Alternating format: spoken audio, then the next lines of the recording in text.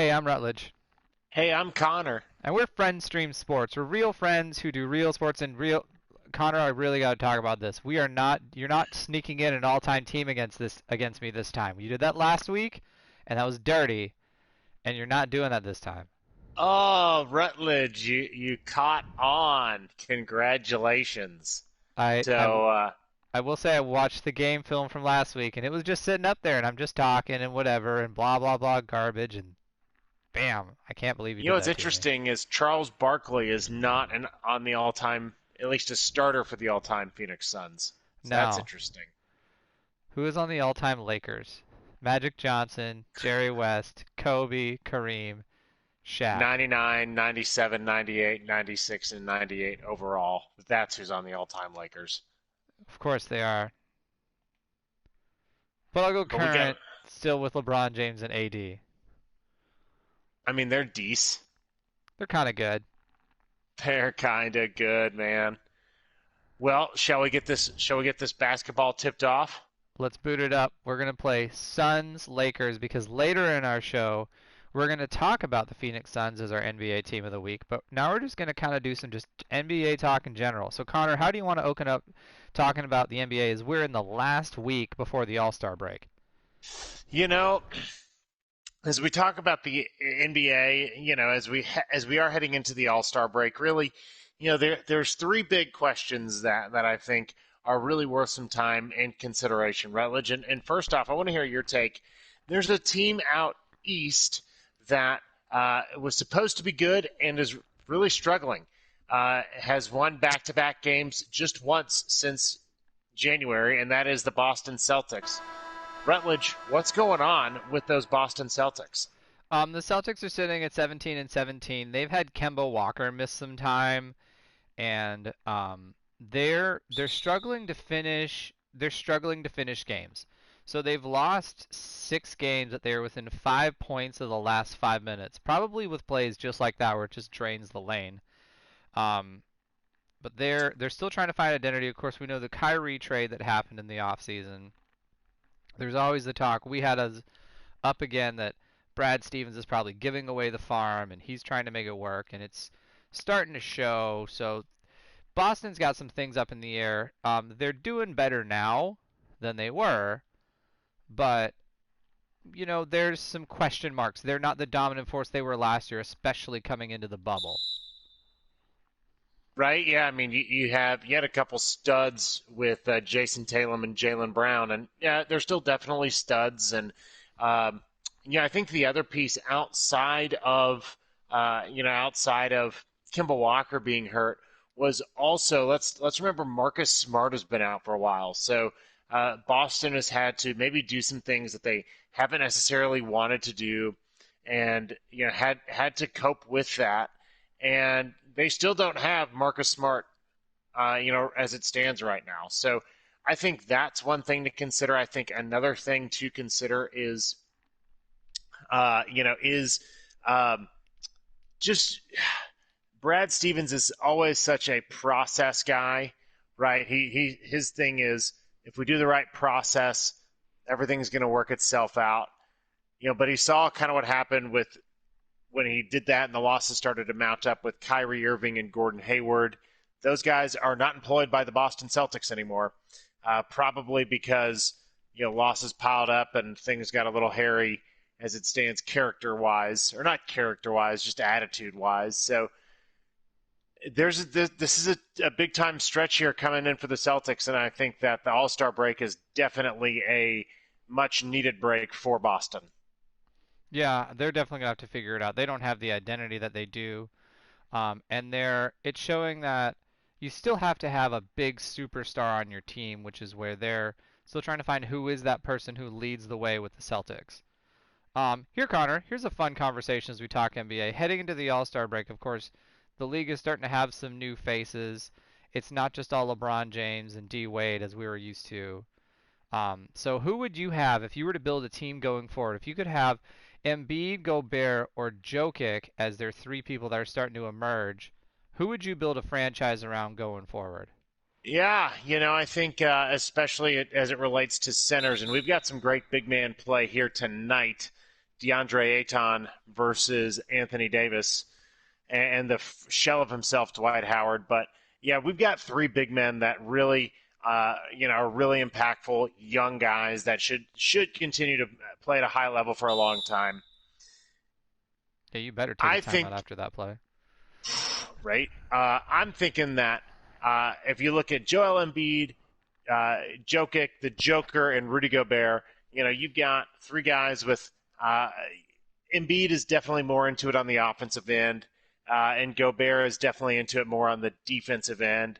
And I think Jokic, I think the Joker up in Denver is a guy that can really, really have a big time impact. He's a good passer of the ball, averages 8.5 assists a game, along with 27 points, but also snags 11 boards a night. So he's not too far away from averaging a triple double. So I think that if I were to be building a team, our good friend, the Joker in Denver, is the guy who I would want.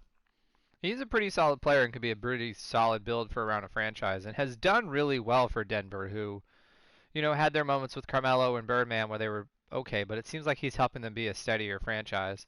I'd actually take Embiid if I could go with the future. As when we talked about the 76ers a while ago, he's a big piece of their team. He can flex from a center to a forward for a big man.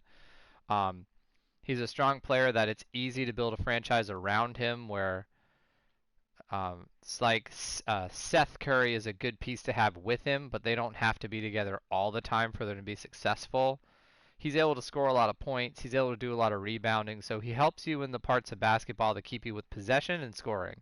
And at the end of the day, sports is about scoring more points than someone else. And I think Joel Embiid is good for that. Plus, I like that he's, a success story out of a good college program, which happens a lot in basketball. Not as much in football. But that's who I would kind of take going forward. And if you had Joel Embiid, he would keep things interesting on the Twitter handle. He is definitely one to make a statement and keep things interesting in that regard. So that's one thing always to consider as well. Another thing to consider, Rutledge, is another team out east has had some news. We usually hear about coaches getting fired towards the end of the season, but not even at the All-Star break, and the Atlanta Hawks have parted ways with their head coach. They have. They brought in their old head coach. He was designed to kind of bring some stability, some player development, help turn the team around, and it just didn't happen. What are we doing defensively here, boys? We're getting killed. Um, so we're gonna kind of talk about who are they gonna see to hire for a new head coach, and I actually have a name for you, Connor, and that is Kenny Atkinson. Kenny Atkinson is a Clippers head coach right now, and he is known around the NBA to be the point guard whisperer. And that is exactly what we need for Trae Young in Atlanta, is someone that can take this young franchise that's kind of a mess, that needs someone to come in and support them and boost them up and help them to be better. So that's who I have going forward, and that's who I think will be a good fit. You say, well, how does he do in this situation? Well, here's a good example of when his last success was, because he has some head coaching experience. He hung out and he was the head coach of the Brooklyn Nets from, I believe, 2016 to 2020. Parted ways because they started to be philosophical difference in the team. But if you remember, before he got to Brooklyn, Brooklyn was a mess. They had moved from New Jersey to Brooklyn. He helped standify identity and culture and get everything stronger to where that team was able to make some playoff runs and hang in there in the playoffs. So I think Kenny Atkinson would do really well. Here's where we agree, Rutledge. First and foremost, where the Hawks are, do not need any retreads, right? The NBA head coaching carousel, that's really what it is. It seems to be a carousel with, it seems like Mike Brown has coached at half the league, and Mike D'Antoni. If your name is Mike and you have coached in the NBA before as a head coach, good chance that you're going to continue to get like 5 or 6 more opportunities as a head coach. So I think young team, Trae Young, they don't have the studs now. I think that a head coach for the Hawks needs to be able to either handle a guy like Rajon Rondo, who can be a little bit of a not head case, but a little bit of a guy that if he doesn't trust you as a head coach, he's going to let you know about it. Either the guy that they bring in does need to be somebody that can either handle Rondo or ship him out of there. With that, also, I think that it's not just Trae Young that's on the Hawks that needs to continue to develop. There's a guy, and I hope you score because I'm totally looking up this guy's name because it's a really hard name to pronounce.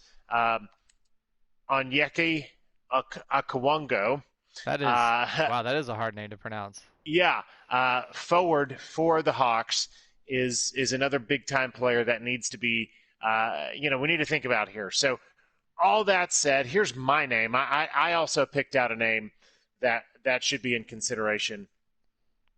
Right now, there's an assistant coach for a little team called the Golden State Warriors, who I don't know about you, but they have a player that is pretty good at the point guard position. He would have made that shot that you just missed. I think he would have. And I think that Jerron Collins is a guy who's young, a guy who played big, who can develop the other big men that the Hawks have, and has been around Steve Kerr in that system and understands what good guard play needs to look like to develop Trae Young. Yeah, I think whoever it is, they're going to have Trae Young in mind. Atlanta's really trying hard with a brand to, bring some support to the Hawks when growing up in the state of Georgia, they don't get the most attention. It's not the biggest basketball region, not like a team out of the Midwest or in California. So it'd be definitely good to see who they take in. I think they have great potential with Trae Young and they can make some big moves. So that brings us to the end of our first quarter here. The Suns are doing pretty well.